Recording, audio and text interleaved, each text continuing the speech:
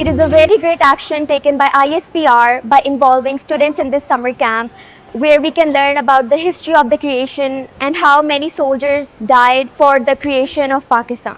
Assalamu alaikum. I'm very glad that ISPR took this initiative to bring the youth, the youngsters of Pakistan to the museum after what happened recently. We all know what happened in May, Pak in war, and now everyone is taking so much interest in the museum.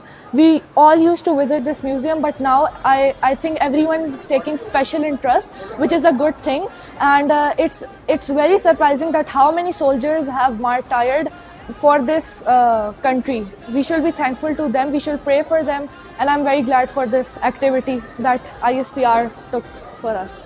This initiative has helped foster patriotism and appreciation among young students, particularly the youth of Pakistan, encouraging them to more oftenly interact. Such events should be taken and such reforms should be introduced in the future to make students more patriotic and let them reflect on the history in such a hands-on way.